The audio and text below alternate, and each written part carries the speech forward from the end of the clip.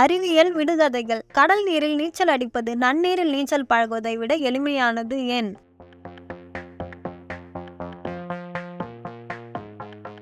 விடை: ஆறு, குளம் போன்றவற்றில் இருக்கும் நன்னீரின் அடர்த்தி குறைவாக இருக்கும்.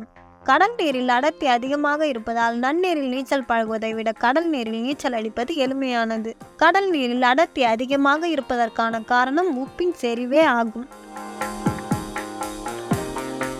கண்ணாடி அல்லது பீங்கான் போன்ற பாத்திரங்களில் சூடான பானங்களை பயன்படுத்தும் போது கண்ணாடி அல்லது பீங்கான் பாத்திரங்கள் உடைவதற்கான காரணம் என்ன?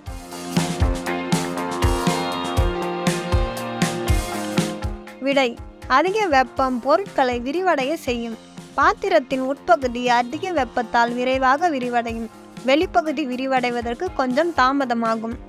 கண்ணாடி அல்லது பீங்கான் பாத்திரத்தின் உட்பகுதி விரைவாக விரிவடைவதாலும் வெளிப்பகுதி விரிவடைவதற்கு தாமதம் ஏற்படுவதாலும் சூடான பானங்களை ஊற்றும்போது பாத்திரங்கள் உடைகின்றன.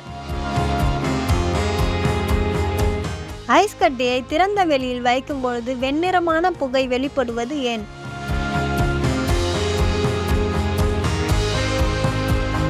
விடை: ஐஸ் கட்டியை வெளியில் வைக்கும் பொழுது அதை சுற்றியுள்ள காற்று ஐஸ் கட்டியை குளிர்வடைய செய்கிறது.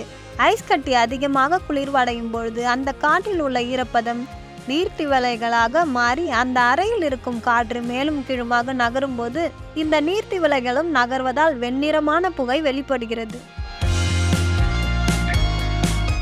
எந்த கிரகம் மிக குறுகிய ஆண்டை கொண்டுள்ளது?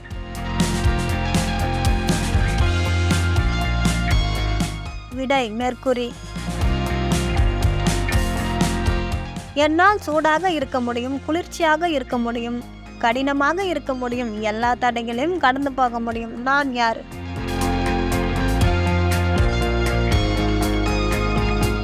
விடை: தண்ணீர். எனக்கு உணவு கொடுத்தால் நான் வாழ்வேன், ஆனால் தண்ணீர் கொடுத்தால் இறந்து விடுவேன். நான் யார்?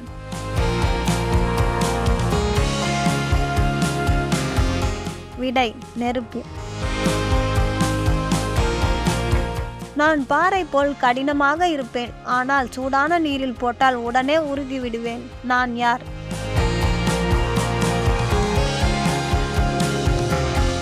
விடை: ஐஸ் கட்டி. நான் கல்லை போல கடினமாக இருப்பேன், ஆனால் உங்கள் உடலில் இருப்பேன். நான் யார்?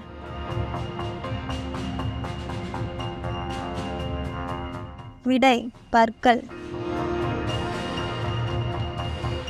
நான் தாவரங்களுக்கு உதவும் வாயு, ஆனால் என்னை எரிவாயு நிலையத்தில் வாங்க முடியாது. நான் யார்?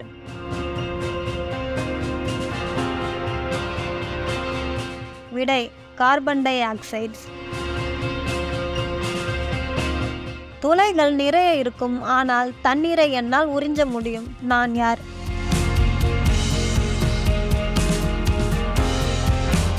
விடை: ஸ்பாஞ்ச்.